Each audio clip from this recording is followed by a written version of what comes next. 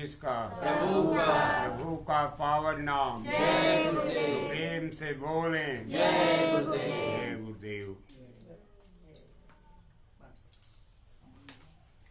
प्रेमी भाई बहनों, वक्त के मुताबिक ये प्रबंध जो उपलब्ध है सत्संग का, आप सम्मान दें और हिदायतों को अमली जामा दें। सर्वप्रथम प्रार्थना।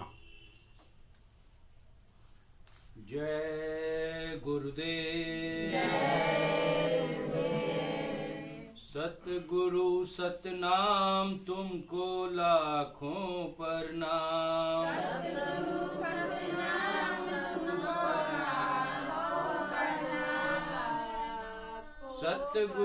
सतनाम तुमको लाखों प्रणाम।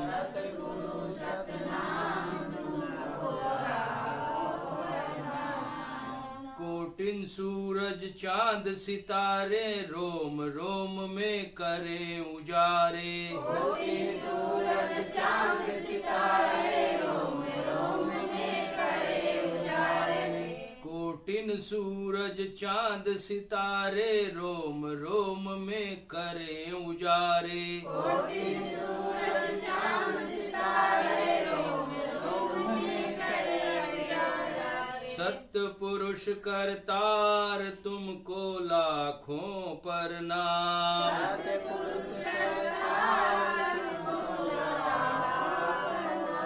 सतपुरुष करतार तुमको लाखों प्रणाम। सतपुरुष करतार तुमको लाखों प्रणाम। अरबों सूरज चांद सितारे रोम रोम में करें उजारे। अरबों सूरज चांद सितारे रोम रोम में करे उजारे।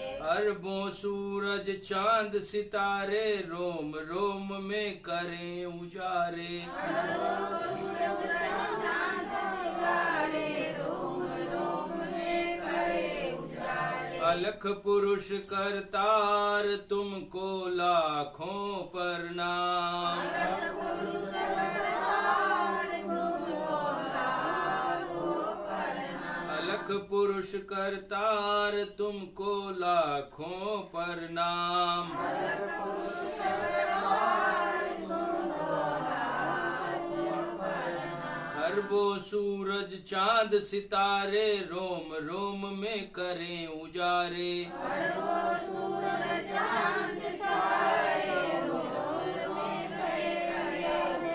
खरबों सूरज चांद सितारे रोम रोम में करें उजारे। अरबों सूरज चांद सितारे रोम में करे उजारे।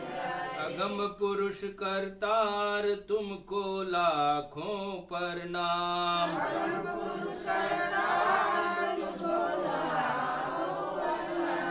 अगम पुरुष करतार तुमको लाखों प्रणाम। सतपुरुष करतार तुमको लाखों प्रणाम।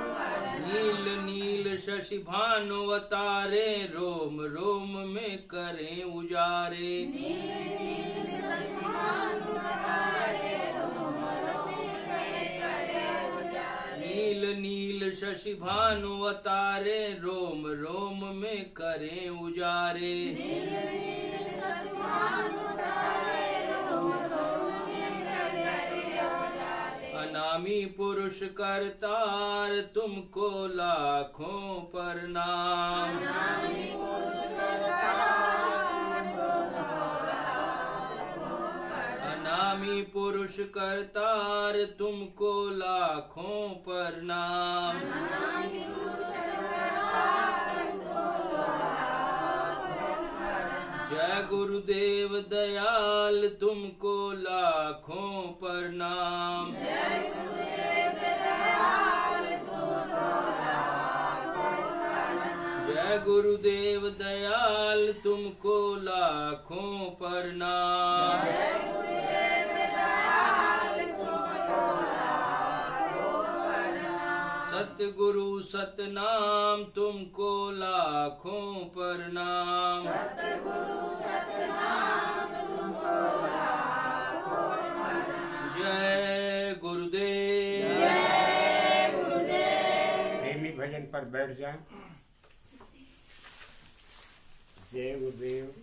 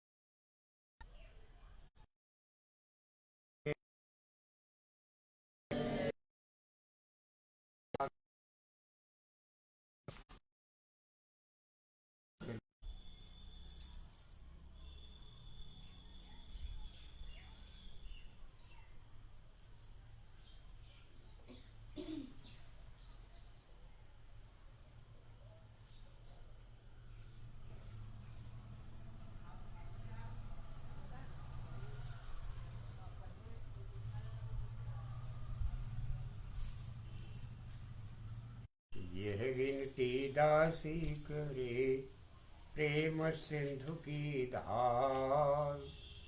धाराओ मुझे प्रेम की, जाका वारे न पार। सन्मुख ठाड़ी होए कर, विनती करूं पुकार। भाग्यहीन मैं क्यों हुई, स्वामी तुम दरबार। तुमसे दाता कोई नहीं, सबको लीनाता। मुझे अपराधीन हीन की, अभिनय आई वार। मैं तड़पति तव दर्श को, जैसे चंद्र चकोर। सीप चहेज में स्वाति को, मोर चाहे घन घोर।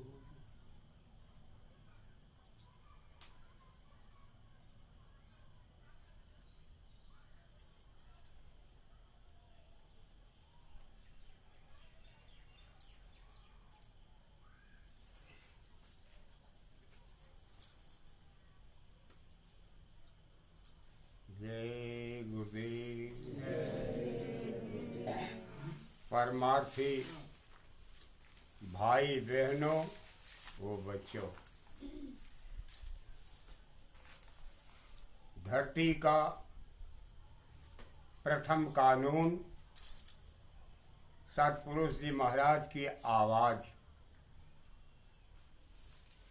जिसे लोग वेद कहते हैं, 1,00,000 श्लोक, उसमें आज तक न कोई तब्दीली हुई है और ना ही होगा। लगभग 700 वर्षों से संत मत का प्रचार ये परम प्रभु की निज मौज की दात है। सर्व विधियों, सर्व कानूनों और मर्मज्ञों से परिचित होना कोई साधारण बात नहीं या हंसी खेल नहीं। ये परमार्थ का रास्ता है। रास्ते की नियत पर गंभीरता के साथ विचार करना प्रत्येक का कर्तव्य है। हर परमार्थी के लिए वक्त के गुरु की दात लाजिम है। जिसकी जरूरत है वो देते हैं। और जो लोग कह रहे हैं इतिहास, मैं इसे नहीं मानता। महापुरुष कहते हैं, वक्त गुरु को खोज, तेरे भले की कहूं, तेरे भले के लिए। ये कहा जा रहा है कि वक्त के गुरु की खोज कर, लेकिन ये नहीं कहा जा रहा है कि वक्त सदगुरु को खोज, तेरे भले की कहूं।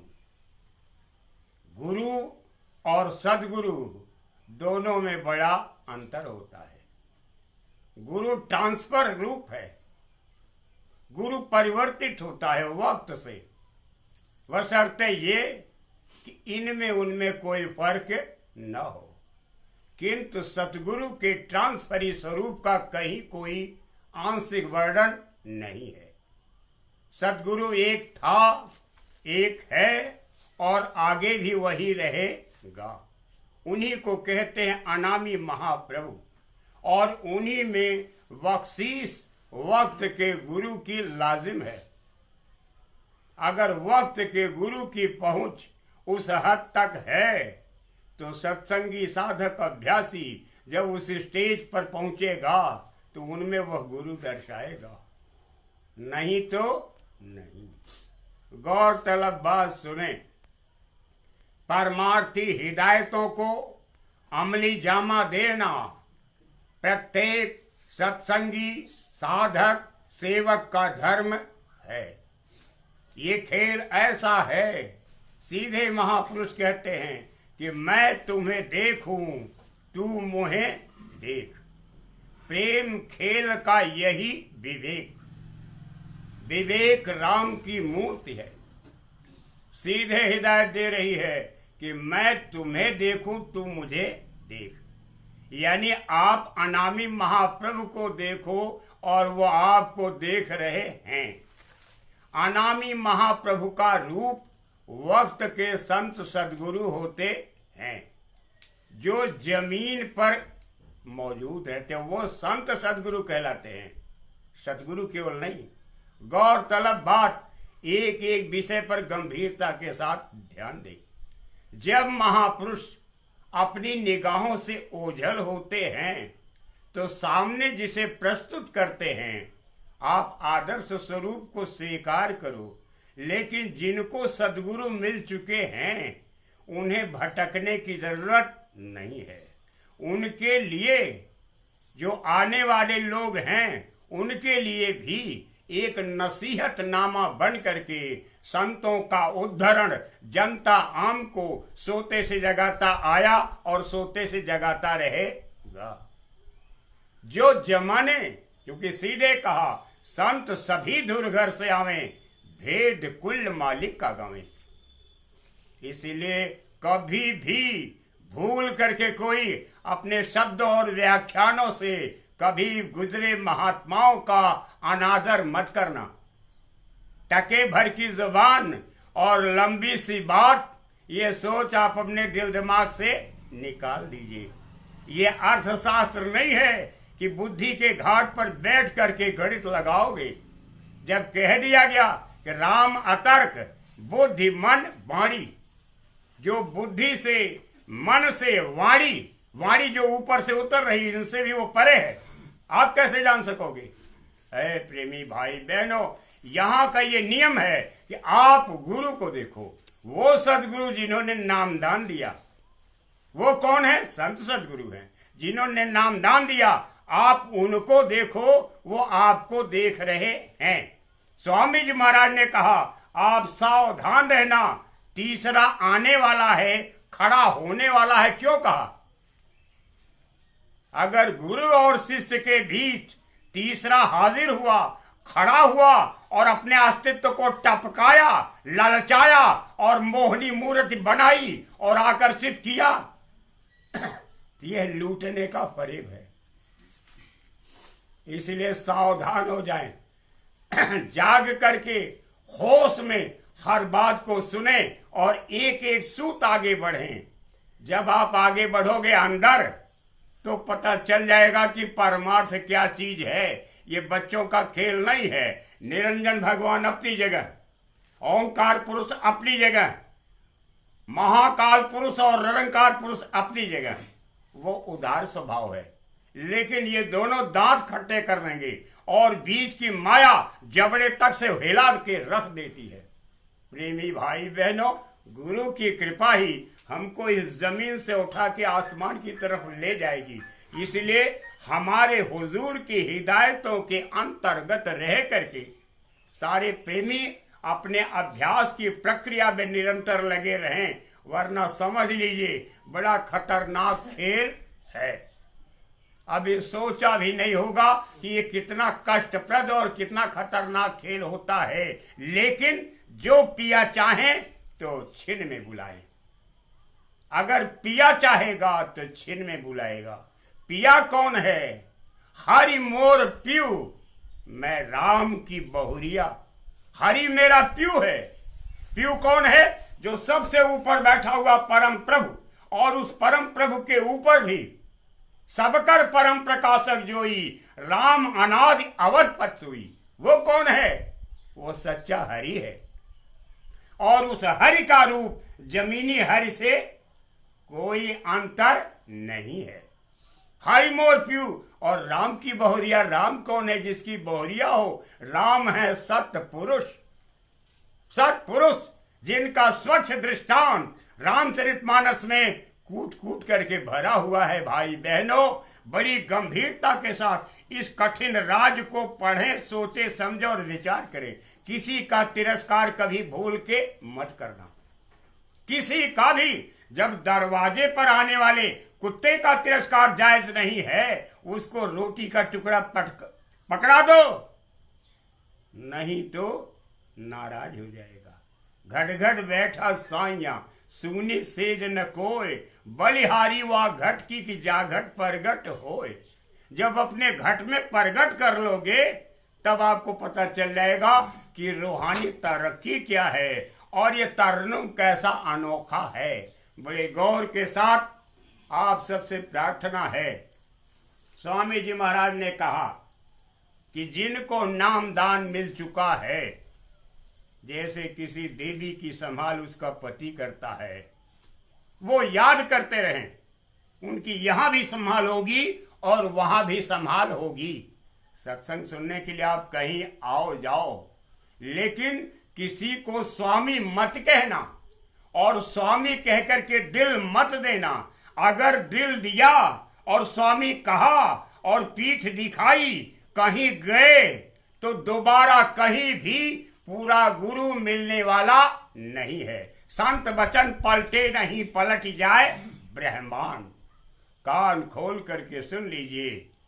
मौजूदा लोग अपनी पौध लगाएं और सींचे, ये बेहतर होगा। लेकिन पूर्वजों की आलोचना करना ये कंकड़ चालना है, कंकड़ चालना।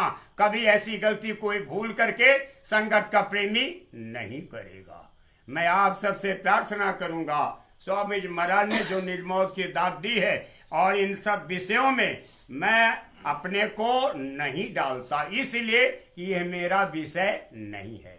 स्वामी जी महाराज ने संगत को जो हिदायत दी है, संगत उसका पालन करे, इधर उधर मत देखे। लेकिन जिनको नामदान स्वामी जी महाराज ने दिया है, स्वामी जी महाराज ने साफ कह दिया कि मैंने तुमको नामदान दिया है, दरवाजे पर बैठो, इसी जीवन में तेरी आशा पूर्ण करके दिखाऊंगा, विश्वास करो। आखिर ये क्या है? ये क्या है? आप किसी और से ऐसी उम्मीद मत पालना। और इसी जमीन पर और इसी शरीर में बैठ करके, घट में बैठ करके घाट पर मालिक को आप देखोगे, न नदी बदली है, न घट बदला है, न घाट बदला है, न दृश्य बदले हैं, न ही रोचक खेल तमाशों का आकर्षण बदला है। सारी चीजें जो अतीत में थी वो वर्तमान में है, और वो आगे को देखने को मिलेगा। साथ ही यह भी नक्शा दिमाग में रख लें कि पिंड, अंड, ब्रह्मांड है नकली, असली पार बताया है, मेरी नजर में मोती आया है। ये शब्द आदि गुरु का है, कबीर साहब का है कि जो रचना पिंड में देखी, अंड में देखी, ब्रह्मांड में देखी, वो झूठी, वो फसाद, वो धोखा, वो छल और प्रपंच और एक दूसरे की नकल है। असली पार, जब पार की दिशा में आगे बढ़ोगे, संशय मुक्त होकर के गुरु की दया मया से, संत दया सतगुरु मया पाया आद अनाद, गतिमत कहते ना बने सुरत भई विस्माद। संत किसको कहते हैं? जो वाद्य आते हैं, जो बाजे सुनने को मिलते हैं, वो बाजे भी एक मसीहा बन करके जीवन में उतर आते हैं, उन्हीं को नाम कहते हैं। साउंड ऑफ गॉड गेव आवाज इल्मुल इल्म कहते हैं। वक्त गुरु को खोज, वो वक्त के गुरु हैं। जा शब्द साहिब मिले सो शब्द गहदेव। जिस शब्द से सच्चा साहिब मिलेगा, आप उस शब्द को पकड़ लो, वो है संत। और सदगुरु क्यों कौन है? अनामी महाप्रभु, इनके अलावा कोई दूसरा नहीं है। और वक्त गुरु को खोज तेरे भले की कहूं, ये बाहर का शब्द है, जो मौके पर हिदायत देने के लिए, नसीहत देने के लिए आपके सामने होते हैं। और जो अंतर में हैं, उनको जरा पढ़ने की जरूरत है। इसलिए आए भाई बहनों, आप सबसे विनती है कि मैं किसी की आलोचना नहीं करता। परमार्थी वचन संग्रह किताब उठा करके आप देखेंगे तो वक्ती हिदायत जो आपके लिए नसीहत नामा है उपलब्ध है। अगर आप पढ़ेंगे तो पाएंगे, और नहीं पढ़ेंगे तो आप जाने आपका। तो भारी तकलीफ में फंस जाओगे। मझधार में फंसी नाव को पार करने वाला कोई दिखाई नहीं देगा। अपने गुरु को पकड़िए तो बात अलग है, लेकिन जो बुजुर्गान हमारे बीच संकल्प के साथ मौजूद हैं, जो शक्तियां मौजूद हैं, जब तक ये सुरते सतलोक में नहीं दाखिल हो जाती, वो हमारे बीच से हटने वाले कभी न होते दूर। वो क्या शब्द है कि शब्द स्वरूपी संग है। वो रूप कैसा होता है जरा सोचो तो। ये तो छाया है माया की। जो जमीन पर रूप देखते हो, इनका उनका उनका उनका, ये तो छाया है। जो वास्तविक स्वरूप है वो शब्द स्वरूपी स्वरूप है। इनमें और उनमें कोई अंतर नहीं है। इसलिए तमाम तरह के विवादों से मुक्त होकर के लोग नामदान लें, दीक्षा लें हिदायत के मुताबिक। लेकिन जिनको मिल चुकी है उनको इधर उधर भटकने की जरूरत नहीं है। घट में घाट पर बैठे प्रियतम का दर्शन होगा। इधर उधर भटकाओ, ये घनघोर जंगल है, हैरान और परेशान हो जाएंगे। बड़े गौर के साथ आप परमार्थी संदेशों, उपदेशों और आख्याओं और विचारों को सुने। मेरी प्रार्थना है। ये परमार्थी वचन संग्रह है जो आपके सामने रखा जा रहा है। और कल कहा गया था कि काल तो कर्म की बात कल होगी, लेकिन आज अब ये समय इधर चला गया। सीधे आप परमार्थी वचन को सुने। बोलिए जय गुरुदेव। शब्द की महिमा। महापुरुष कहते हैं, जरा गौर के साथ ध्यान और ख्याल को इन शब्दों की तरफ रखें। शब्द की महिमा क्या है? चीज वही, बात वही, विचार वही, काम वही, लेकिन कहीं अनहद कहलाता है, कहीं शब्द कहलाता है, कहीं सत्य शब्द कहलाता है, और वही चीज कहीं सार शब्द कहलाती है। और अंत में लिखा गया है कि सार शब्द जाने बिना कागा हंस न होए। जब तक सार शब्द को नहीं जान लोगे तो कागा कौन है? ये मन है।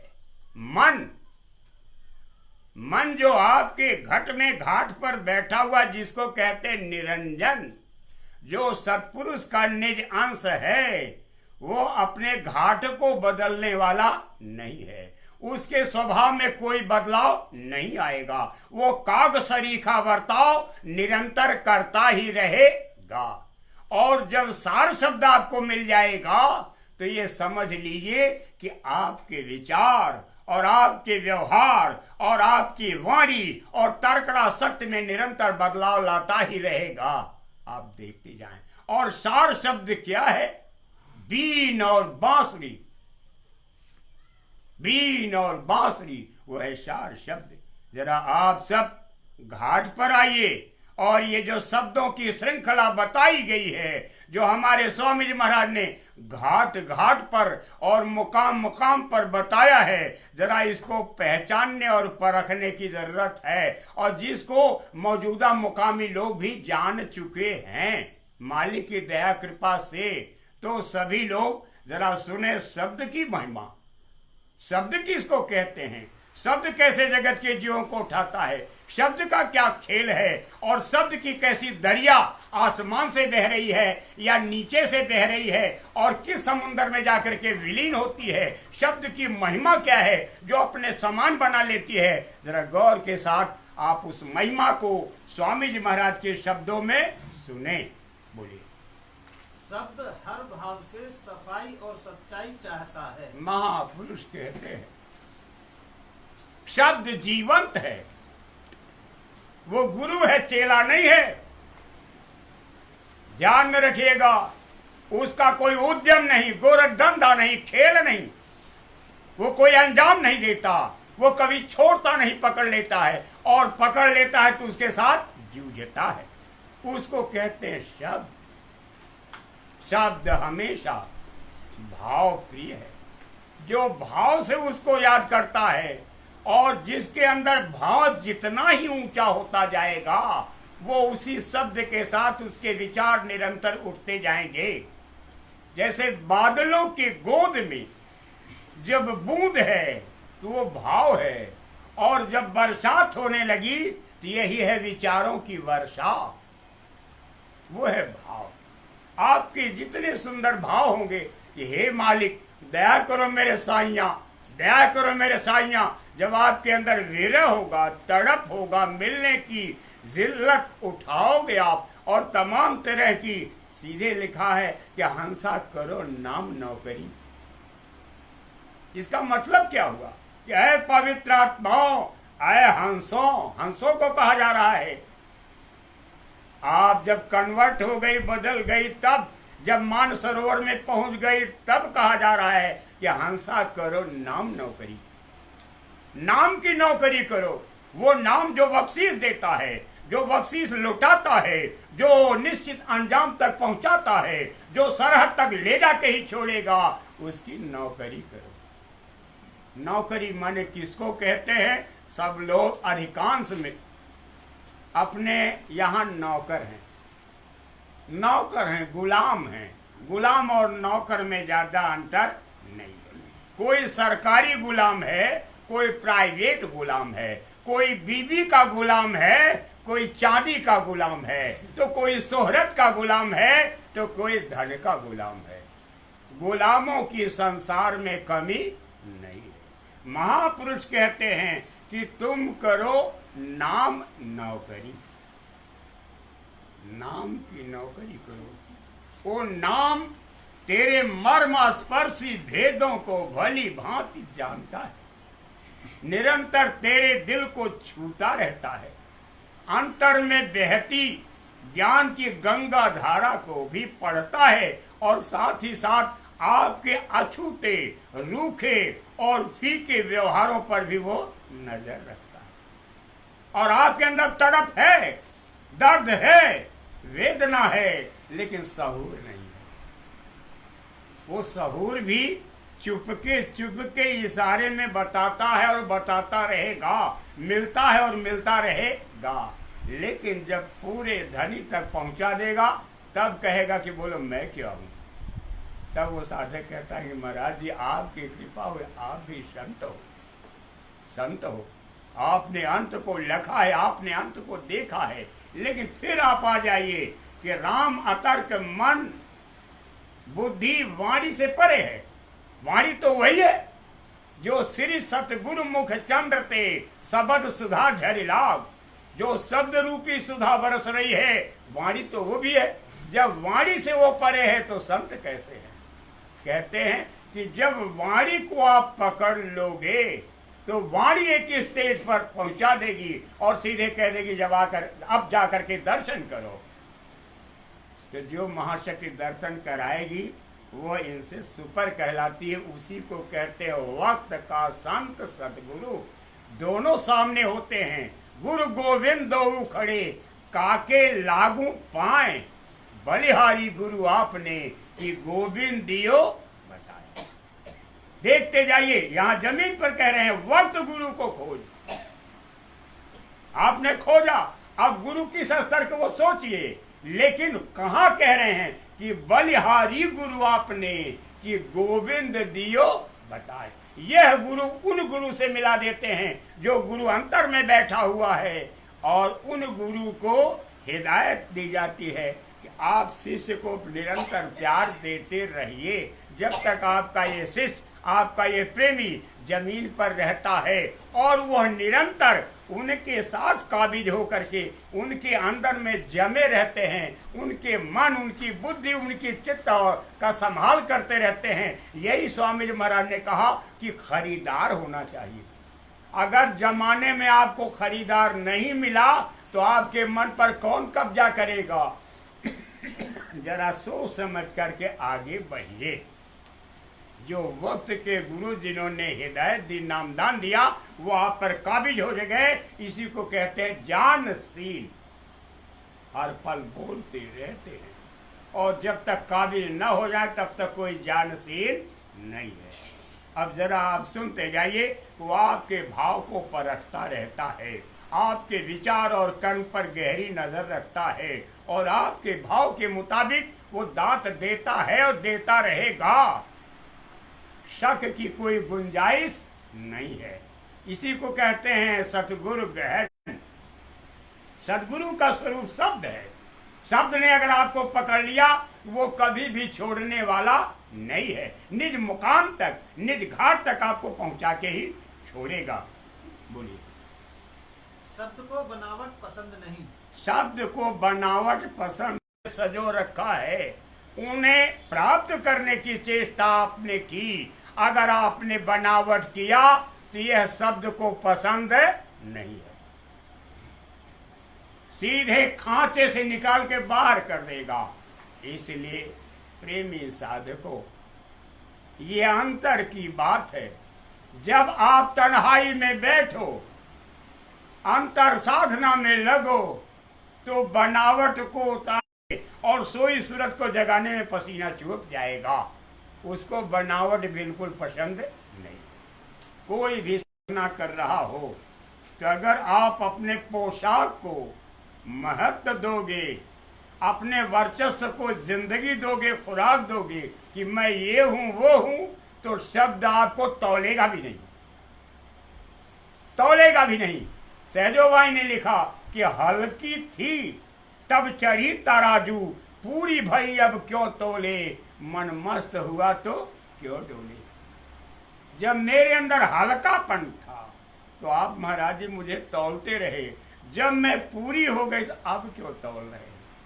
जरा दूर तक सोचिए, तो आपके अंदर हल्कापन नहीं होना चाहिए, बनावट या स्वांग नहीं होना चाहिए।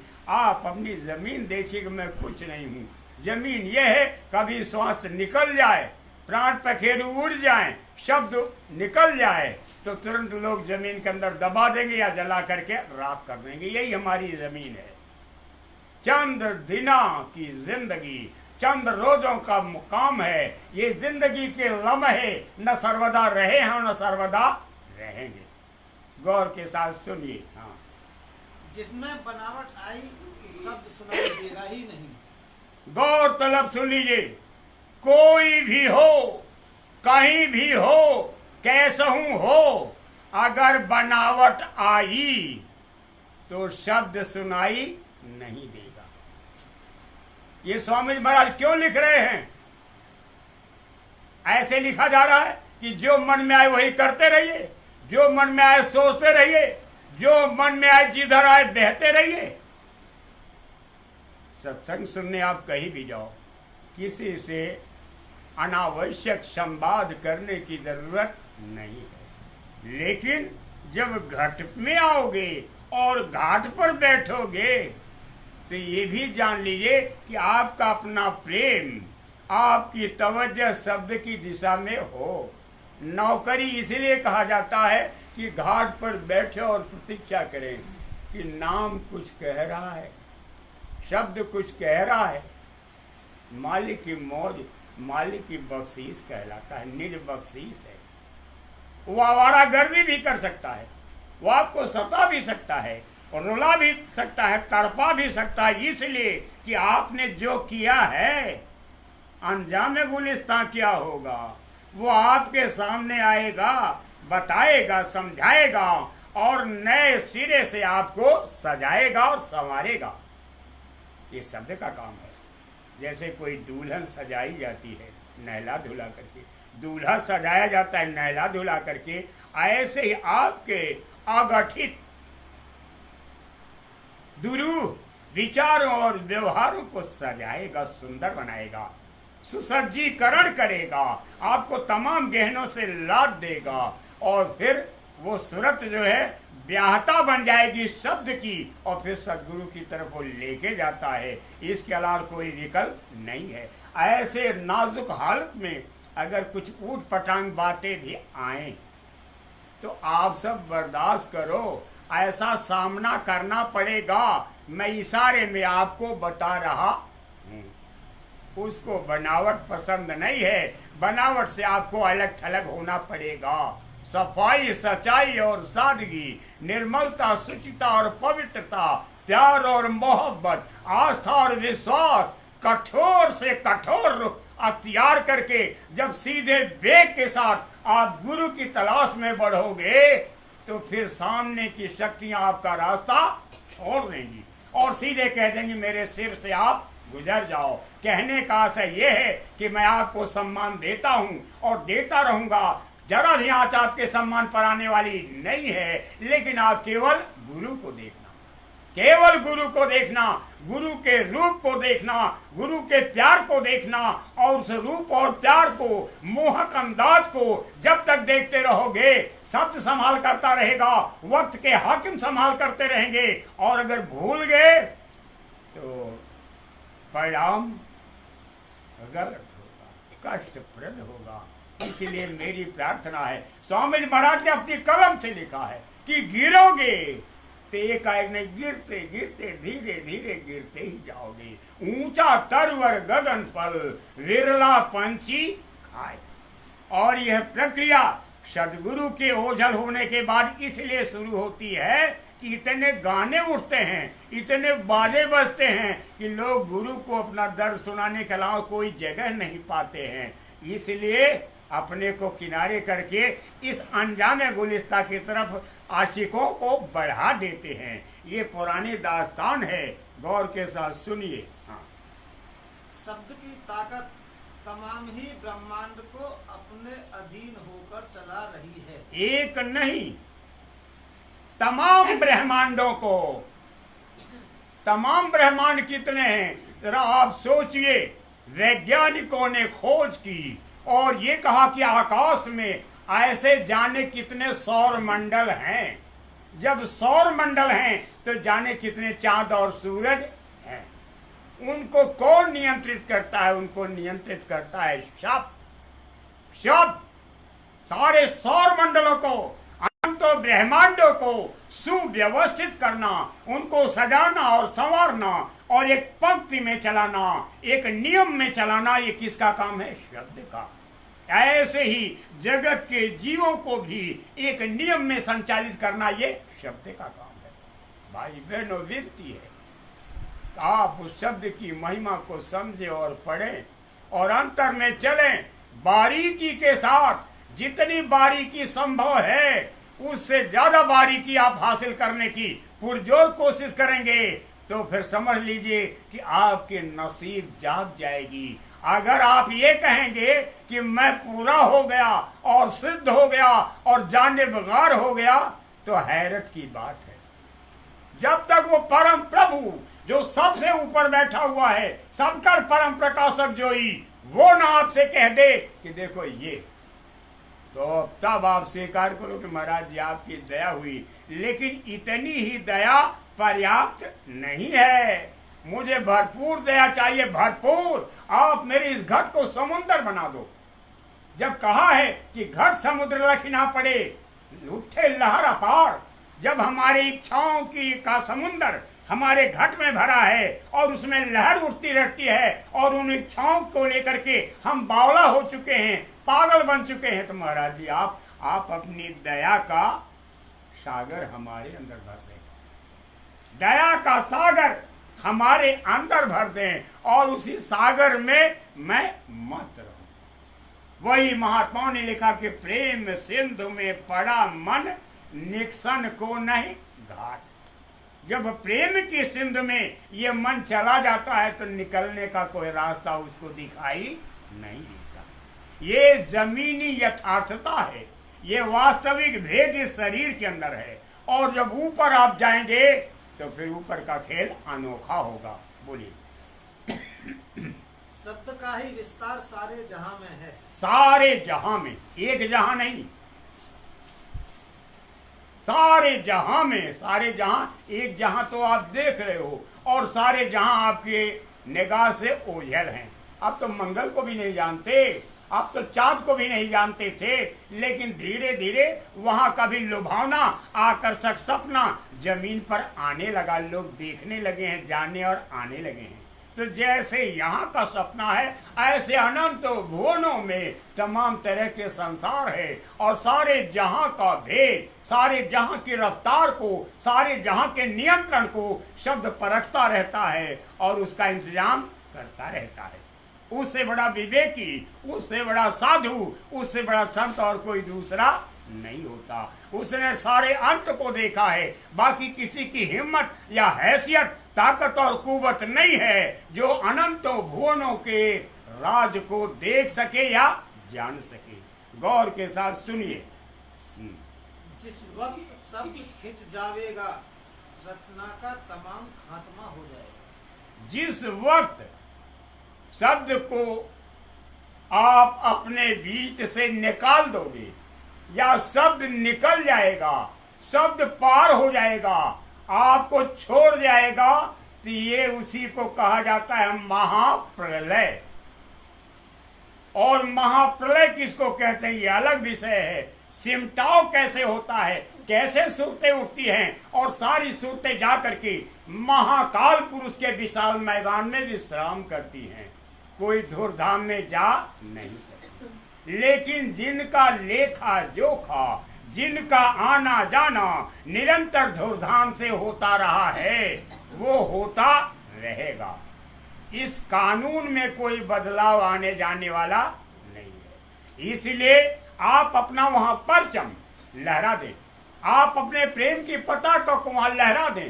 प्रेम ध्वजा गगन फहराई, धुन धधकार आगम से आई। जब आपके प्यार की ध्वजा गगन में लहराएगी तो वहां से धुन धधकार, इतनी तेज, इतनी ऊंची आवाज, ऐसी जोरदार आवाज, ऐसा मोह शब्द आएगा जो कयास के बाहर होगा, अनुमान के बाहर होगा, जिसके शोर को सुन करके आप हैरत महसूस करोगे। तो कहते हैं कि आप उसको परखने की पुरजोर कोशिश करें, पाने की चेष्टा आपकी निरंतर बनी रहेगी। तो काम बन जाएगा, आज नहीं तो कल, कल नहीं तो परसों, ये तय है। क्योंकि शब्द जो है आपको छोड़ने वाला नहीं है। हमारे स्वामी जी महाराज ने कहा तुम चू करो या मुंह करो, काले काले एक को भी वो नहीं छोड़ेगा। काले काले मतलब जो उसके रंग में रंग गए, जो उसकी रंगत में डूब गए, जो उनकी हवाओं में तैर रहे हैं, जो उनके स्वभाव की दुआओं में जी रहे हैं, ऐसे काले काले को वो एक भी छोड़ने वाला नहीं है। तो जरा हर बात को समझें, उस पर विचार करें और सावधानी विवेक के साथ आगे बढ़ें। बोलिए। सूरत का उतार और फसाव। महापुरुष कहते हैं, अब जरा सुनिए, सूरत क्या चीज है? सूरत माने आत्मा, सोल, स्पिरिट, रूह, आप कुछ भी कहो। ये खुदाई तमगा है। तमगा माने उपहार, और इस नामकरण को आप बदल नहीं सकते कि कोई कुछ और कहे, कोई कुछ और कहे, कोई कुछ और कहे। स्वामी जी महाराज ने कहा कि खुदा को अगर हुदा हुदा कह दिया तो खुश होना दरकिनार, जूते बजा देगा। इसलिए अपने काम को अंजाम देने के पहले नए विचार पद्धति का इजाद ठीक नहीं है। बहुत हरिना समझ बूझ बन चरना, एक चरना दुई चरना, तीसरे में कदम न रखना। आगे बढ़िए। अब आप सूरत के बारे में सुने। सूरत इसी शब्द के द्वारा उतरती हुई सत्यलोक से आई है। महापुरुष कहते हैं ये सूरत, ये आत्मा जब ये खोल में नहीं थी तब की बात हो रही है कि उसी शब्द के सहारे उतरते हुए ये सतलोक तक आई, वरना कोई वसीला नहीं था, कोई माध्यम नहीं था, कोई इमीडिएटर या विचौलिया नहीं था। शब्द के सहारे सूरत सतलोक तक आई, यहां तक आ गई। कैसे? एक वसीला शब्द। शब्द पर आप गौर कीजिए। अनामी महाप्रभु की देख रेख में, निगरानी में वो सब कुछ देख रहे हैं। अनामी महाप्रभु हैं कौन? शब्द का मुखौटा। जैसे देश का राष्ट्रपति देश की सत्ता का मुखौटा होता है, किसी भी देश का जो सबसे बड़ा अहम भूमिका निभाने वाला उसका मुखौटा होता है, ऐसे ही शब्द का मुखौटा क्या है? अनामी महाप्रभु। और अनामी महाप्रभु की जीवंत तस्वीर होते हैं सदगुरु जमीनी। जमीनी सदगुरु कहा जाता है, बशर्ते जमीनी हो, यानी पीरे हक को हासिल कर लिया हो तो वो जमीनी मुखौटा है। कहते हैं कि अब देखिए क्या करिश्मा होता है। बोलिए। और रास्ते में इसने अपना आपा धारण किया। और रास्ते में इस सूरत ने अपना आपा धारण किया। आपा माने कि मैं कुछ हूं। इसके पहले उसको होश नहीं था, वो तो मस्त थी। स्वामी जी महाराज ने कहा वो सुख का इतनी लहरें और इतना आनंद, इतना मस्ती कालम के वर्णन के परे है। वो अपने में मस्त थी, और जब वहां से चली और सत्पुरुष के यहां आई तो इसने आपा धारण किया।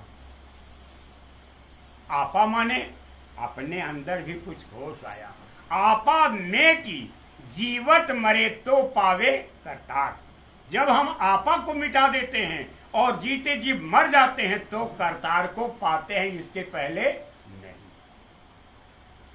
ये ज्ञान सरोवर और ज्ञान सिंधु के करीब की बात है। आपा माने उसने समझा कि मैं भी कुछ हूं, और तभी ये वर्णन में आया कि सूरत जो है क्या? ज्योति स्वरूपी आत्मा घट घट रहो समाय। हर घट में, घट घट में माने होता हर घट में, स्थूल शरीर, लिंग शरीर, सूक्ष्म शरीर और कारण शरीर, चारों में ज्योति स्वरूपी आत्मा का अस्तित्व तो काबिज है, कहीं साफ सुथरा, कहीं थोड़ा सा मलिन है, वो आपा धारण करती है। जैसे आप राड को कपड़े में लपेट दीजिए, प्रकाशित हो, तब भी प्रकाश क्षण के बाहर आता है। ऐसे ही आपा धारण किया। बोलिए। अब आंखों के पीछे आकर जड़ मिलौनी में फंसी है। अब जमीन पर आते आते, घाट घाट को परखते हुए, घाट घाट के दृश्य को देखते हुए और इनकी तकलीफों को बर्दाश्त करते हुए इस शरीर की जड़ मिलौनी में आकर के फंस गई और इसके रग रग, गोश्त गोश्त, पोस पोस में उसका प्रकाश समा गया। अब बताइए, मामला फंस गया, दोनों आंखों के बीच आया और आंखों के बीच से सीधे सूरज सिर के भाग को लेटी हुई सीधे पीछे आकर के, लोग जहां कहते हैं बुद्धि है, वही जगह सूरज का मुकाम है। सूरज यहां बैठी है पीछे। लोग मकान बनाते हैं तो घर के मालिक सबसे आगे बैठते हैं, लेकिन ये शब्द जो मालिक है घर के पीछे बैठता है कि ताकि जल्दी से लोग हम तक न पहुंच सके। एकाएक कोई घर में घुसा और तुरंत मालिक से मिल गए तो वो कुछ भी कर सकता है, कोई भी संवाद कर सकता है, किसी भी कठिन परिस्थिति में डाल सकता है, लेकिन शब्द इतनी जल्दी धड़ाक से नहीं मिलता। ऐसे ही सिर में चोट लगती है, आगे फूटा तो काम बन जाएगा जोड़ गांठ करके, लेकिन अगर पीछे फूटा तो खेल बिगड़ने वाला है तब जब कान से खून निकल गया। प्रेमी भाई बहनों, इस जड़ मिलौनी में आकर के सूरत फंस गई। अब आप क्या करोगे, कैसे निकालोगे? लेकिन जब साधक साधना में बैठता है तो उसके लिए कहा गया है कि तन थिर, मन थिर, वचन थिर, सूरत निरथिर होए, गोस्वामी ऐसे पलक को कलप न पावे कोई। आप क्या काम करो, शरीर को स्थिर कर लो,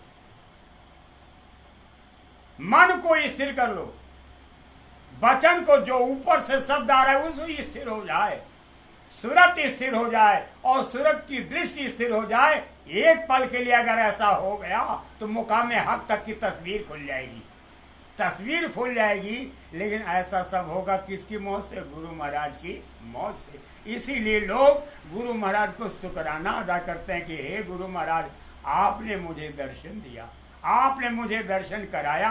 और गुरु महाराज के जिसको कहते हैं विलुप्त यानी ओझल होने के बाद जो जमीनी संस्कारित रूहें होती हैं, उनके बारे में वो भेद बताती रहती हैं, निरंतर भेद बताती रहती हैं। यही उनका धर्म है, बाकी और कुछ नहीं। स्वामी महाराज ने जिसे हुक्म दिया कि मेरा ये नाम, मेरी ये दात बांट दो, तो उसका तो धर्म है भाई, वो अपना काम करेगा। लेकिन आगे की शक्ति क्या है और कितनी शक्ति के साथ वो आगे बढ़ रहा है और कितना उत्साह और जोश है और कैसी कैफियत और सिफत है, ये उसका विषय है। ये बच्चों का खेल नहीं है। आपको ईर्ष्या करने की किसी से जरूरत नहीं है। बड़े गौर के साथ सुनिए। हाँ, और आंखों के ऊपरी भाग में अंधकार आ गया है। अब आंखों के ऊपरी भाग में ये दोनों आंखें आप जो देख रहे हो, इनके ऊपर अंधकार आ चुका है। इसी सकरी गली को, इसी को भंवर गुफा कहते हैं, जहां घनघोर अंधेरा, घनघोर तिमिर है। और जब प्रकाश भी होगा तो प्रकाश इतना तेज फैलेगा कि उस प्रकाश में आपकी चकाचौंध हो जाएगी, आंख काम नहीं करेगी, आप भटक जाओगे, तब भी नहीं देख सके और तब भी नहीं देख सकोगे। लेकिन जब उस प्रकाश को शांत करके साधक को उस रास्ते से गुजार दिया जाता है, टेढ़े मेढ़े रास्ते से, और उसके पहले मुख से लेकर के नाक के सिरे तक पहुंचने की प्रक्रिया को बंक नाल कहते हैं। बंक माने टेढ़ा, नाल माने रास्ता। इसी टेढ़े रास्ते से सूरज सफर करती हुई ऊपर जाती है। अब यहाँ धूप अंधेरा छाया हुआ है, वहां प्रकाश कहां से लाओगे आप? प्रकाश कैसे फैलेगा? उस प्रकाश का दर्शन कैसे करोगे और उस प्रकाश में होने वाले खेल को कैसे देखोगे? ये गुरु महाराज के अंतरंग का खेल है, वो जाने जो पावे। जो गुरु महाराज को अपने अंदर प्रकट कर लेते हैं वो इस खेल को जानते हैं और पाते हैं, बाकी कोई दूसरा नहीं। गौर के साथ सुनिए। हाँ, अब सूरत को अंतर में कुछ दिखाई नहीं देता है। अब सूरत को कुछ दिखाई नहीं दे रहा। जैसे जलते हुए राड के ऊपर आप चाठू कंबल बांध दीजिए तो राड कहाँ दिखाई देगा?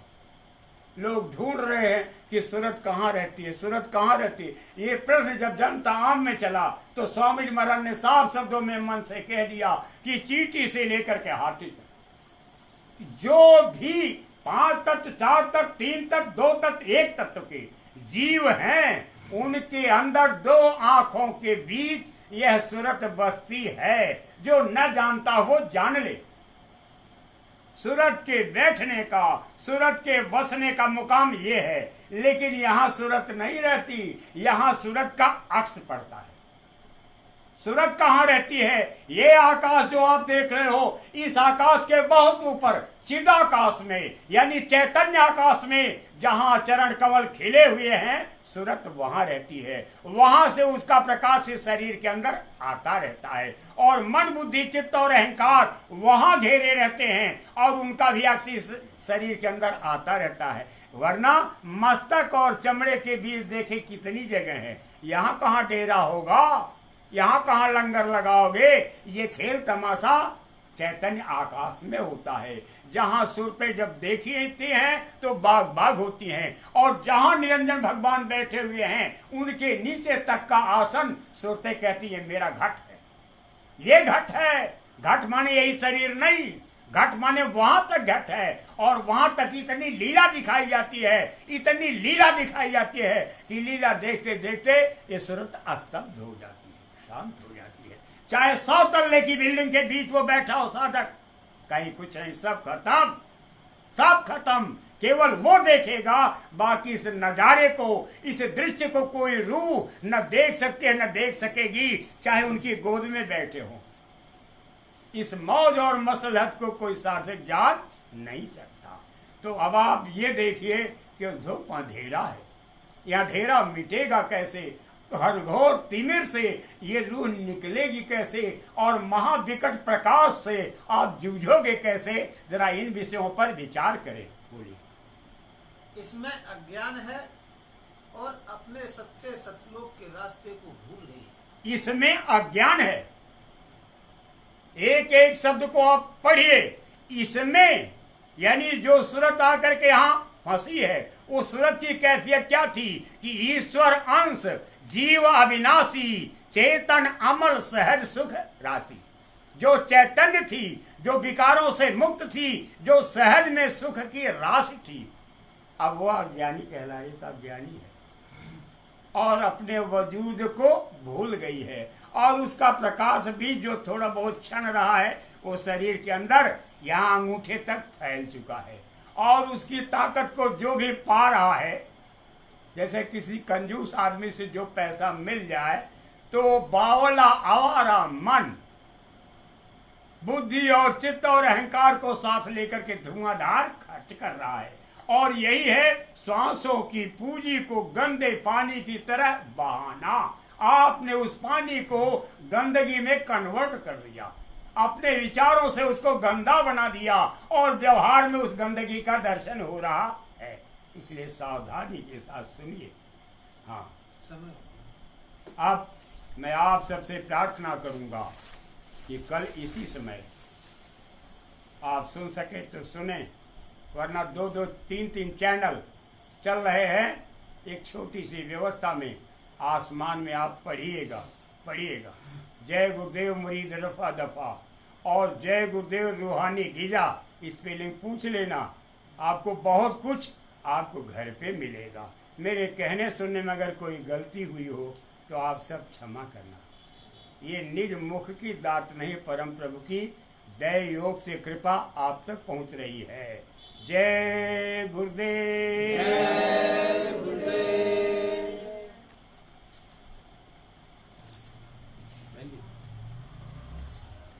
देखिए एक बात ये बताऊं, एक तो यह प्रार्थना नहीं होगी कभी, ठीक। इसलिए कि यह प्रार्थना स्वामी महाराज स्वयं श्रीमुख से गाते हैं। और जब भी प्रार्थना हो दादा गुरु महाराज की वो बच्चियाँ जो 2 गाती थी जी, जी। वही निरंतर चलाते रही। मेरे प्यारे गुरु दातार मंगता द्वारे जी, ये दादा गुरु महाराज के आरती हाथ कर ले साहब। हाथ- हाँ फेसबुक हाथ की लिखी वही गीतें चलती हैं। आरती बोलिए। फेसबुक हाँ बंद ही कर दो। बिन जय गुरुदेव। जय